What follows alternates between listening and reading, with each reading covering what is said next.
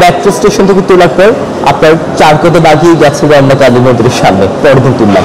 তারপর দিন তুললাম আপনার দোল চত্বর থেকে, তারপর তুললাম আপনার শহীদুল্লাহ হল থেকে।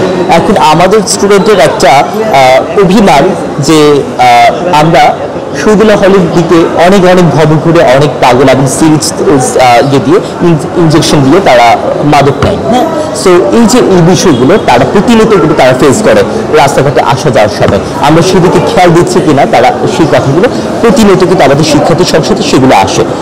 কিন্তু আমি এখন কথা হচ্ছে যে 27 জনের যে বলির কথা বললাম, আমি যদি তাদের এখন তো একটা ডাকসো আছে, এখন সেই জায়গা থেকে আমি যদি তাদের সাথে যদি ঘুরি তাহলে সেক্ষেত্রে তারা আর একটু মনোবল পায়। আপনারা হয়তো খেয়াল করবেন যে ভিডিওটা, এখন ভিডিওর কথা আসি, এই যে স্ট্রেচার ধরে যে টানাটানি করছে আপনারা দেখেছেন, এবং ব্যাগটা আমি ব্যাগের ভিতর মাদক আছে কিনা সেটা প্রথমে আমি দেখতে চাচ্ছিলাম। হ্যাঁ, তো এখন স্ট্রেচারটা ধরে কেন টানাটানি করছি, কারণ সেই স্ট্রেচারটা মূলত তার লাগে না। তিনি আমাকে বলছেন কি যে তার মাজায় ব্যথা, মাজায় ব্যথা মূলত কেউ স্ট্রেচার ইউজ করে না, করে কখন যখন একটা পায়ে বা হাড়ে সমস্যা বা মাংসপেশিতে সমস্যা হয় তখন মাজায় ব্যথা হলে খুব একটা বেশি কিন্তু এটা লাগে না। এবং তার কিন্তু আপনি দেখেছেন যে তার মাজায় কোনো ধরনের ব্যথা নেই, তিনি কিন্তু সূক্ষ্ম সুস্থভাবে কিন্তু হেঁটে যাচ্ছেন, এটা আপনারা দেখেছেন। এবং আমাদের ঢাকা শহরের মধ্যে যে আপনার যে ভিক্ষুক যারা আছেন তাদের কিন্তু মোস্ট অফ দ্য এখানে ভিক্ষুক যারা আছেন তারা মানে ভিক্ষাবৃত্তির জন্য বা আপনার ধরেন বিভিন্ন অসুখ উপায় কিন্তু তারা অবলম্বন করে, সেই জায়গা থেকে তারা কিন্তু স্ট্রেচার কিন্তু ইউজ করাটা অনেকভাবে কিন্তু এটা প্রথম না, এটা অনেক ভিক্ষুকে আমরা ধরেছি যারা স্ট্রেচার ইউজ করে মূলত এই সিম্পিটি গেইন করার জন্য। এখন সবাই কিন্তু না, এই ক্ষেত্রে অনেক সুশীল মানুষজন আছে যারা বলবে যে সবাইকে ফেমিটা করছে, এখানে সবাই না, যাকে এখন একদম হাতে নাতে কিন্তু ধরেছে এবং আপনারা হাতে নাতে কিন্তু প্রমাণটা দেখেছেন, এটা মূল কথা। এখন যিনি ভিডিও করেছেন, ভিডিও যারা করেছেন তারাও আমাদের বিশ্ববিদ্যালয়ের শিক্ষার্থী এবং মূলত যাদেরকে দেখেছেন তারা যিনি ভিডিওটা করেছেন সেই দলের কিনা আমার সন্দেহ আছে, কিন্তু যারা ভিডিও করেছেন তারা কিন্তু অনেকক্ষণ ঘুরে কিন্তু ভিডিওটা করেছেন। এবং প্রচুর টিমের ওনারা বলছেন যে আমাকে যে দাদা আমাকে আপনারা ভিডিওটা করেন, এবং ছাত্রদলের একজন নেতা তিনি কিন্তু আমাকে সেদিন হেল্প করেছেন ওই উচ্ছেদ অভিযানে, কিন্তু একদম পুরো অমরকুশা হল ঘুরে সুফে কামাল হল ঘুরে তিনি আমাকে সেই উচ্ছেদ অভিযানে তিনি হেল্প করেছেন। এই জায়গায় আমি কে কোন দলের, কে কোন মতাদর্শের, কে কোন ভিন্ন মতাদর্শের সেটা দেখে কিন্তু আমি উচ্ছেদ অভিযান করছি না, আমি এখানে করছি আমার স্টুডেন্টের নিরাপত্তা দেখে। এবং এই উচ্ছেদ অভিযানে কে কোন মতাদর্শের, কে কোন দলের তারা আমাকে হেল্প করছে, that doesn't matter to me. আমার কাছে ম্যাটার করছে তিনি আমার স্টুডেন্ট, আমার এখানকার বিশ্ববিদ্যালয়ের স্টুডেন্ট, তিনি আমার সিনিয়র হতে পারেন, জুনিয়র হতে পারেন, ব্যাচেলর হতে পারেন, তিনি আমাকে হেল্পটা করছেন। এখন আসি এই জায়গায় যে একজন দলের বিভিন্ন দলের, তিনি কিন্তু ছাত্র দলের না বোধ হয় যিনি ভিডিওটা করেছেন, তিনি আরেকটা দলের, আমি এটা একদম ক্লিয়ার করলাম।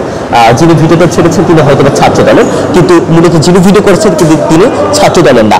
এবং আমি যতদূর জানি যারা ভিডিওটা করেছে তারা কিন্তু বিভিন্ন ইয়াতে আছেন, সাংগঠনিক পদে আছেন, এগুলো এত ডিটেলস আমি বলতে চাচ্ছি না, কারণ এগুলো আমাকে খুব বেশি হতাশ করেছে বিষয়গুলো যে রাজনীতির ঊর্ধ্বে তো আসলে আমাদের নিরাপত্তা, রাজনীতির ঊর্ধ্বে গিয়ে তো আমাদের মাদকের বিরুদ্ধে যে অভিযান, আমরা রাজনীতির ঊর্ধ্বে গিয়ে তো একটা নিরাপদ ক্যাম্পাস, তাই না?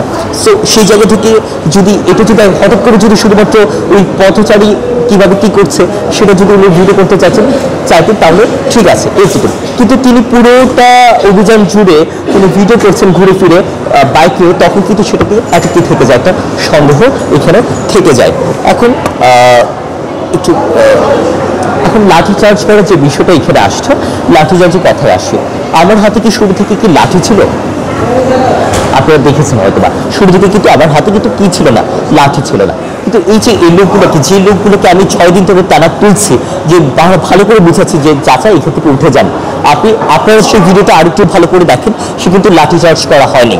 আপনি বারবার দেখবেন সেখানে প্রফুল বর্গের একজন সদস্য তিনি কি করেছেন, তিনি তার ব্যাগে লাঠি চার্জ করেছে, দুটো বাড়ি দিয়েছেন জাস্ট, তাকে কোনোভাবে শারীরিকভাবে আঘাত করা হচ্ছে, আঘাত করা হয়নি। আমরা যখন এইভাবে উচ্ছেদ অভিযান করছি তখন কিন্তু এগুলো আমাদের মাথায় আছে যে কার সাথে আমরা অ্যাগ্রেসিভলি কথা বলবো, কার সাথে আমরা বুঝে কথা বলবো, সেগুলো আমরা বলছি। এবং সেই জায়গা থেকে এখানে যাকে আমি 6 দিন ধরে টানা তুলছি এবং যার বিরুদ্ধে মাদকের একটা বিষয় আছে, আমি তাকে চাইলে কি করতে পারতাম, সাবাক থানায় দিতে পারতাম, কিন্তু তিনি তো বৃদ্ধ মানুষ, তাকে সাবাক থানা থেকে ছাড়িয়ে নেওয়ার জন্য কেউ কে আছে? মনোনীত হয় না। সো সেই জায়গা থেকে তিনি মাদক বিক্রেতা না হলেও আমার কাছে আমি যতটুকু জানতাম ওই সময় যে তিনি মাদক সেবী। সো সেই জায়গা থেকে একজন বৃদ্ধ হয়েছেন। সো সেই মানবিক জায়গা থেকে আমি বলেছি যে আপনি এখানে মাদক সেবন করেন, আপনি এখান থেকে উঠে যাবেন প্লিজ। এখানে স্টুডেন্টরা অনেকভাবে এগুলো দেখছে, আপনার থাকা উচিত না এখানে, এরকমভাবে অনেকবার বুঝেছে। উনি শুধুমাত্র একা না, এখানে 3 জন থাকেন এবং এই 3 জনের মধ্যে আরেকজন বৃদ্ধ, তিনি আরও বেশি বৃদ্ধ, আর অনেক বেশি বৃদ্ধ। তাকে গতকাল আমরা পাইনি, গত পরশু আমরা পাইনি, আমরা গত পরশুর আগের দিন বুঝিয়েছি এবং তিনি চলে গেছেন, কিন্তু এই বৃদ্ধ থেকে গেছেন। আপনারা হয়তো দেখেছেন যে সেখানে তিনি কতটা একটা বয়সের ভার তিনি দেখাচ্ছেন সেই ভিডিওতে, কিন্তু আরেকটা ভিডিওতে আমরা দেখেছি যে তিনি মাদকের একটা বিতর্কে জড়িয়েছেন, আর একটা ভিডিও এসেছে, কিন্তু সেখানে তাকে একদম টকবকে একদম যুগের মতো দেখা গেছে, তাই না? এই যে এই বিষয়গুলো লাঠি চার্জ করা, যে মারধর করা, আমার মনে হয় যারা এখানে ফ্রেমিংগুলো করছেন, আমরা তো একটা নিরাপদ একটা ক্যাম্পাস দেখতে চাই।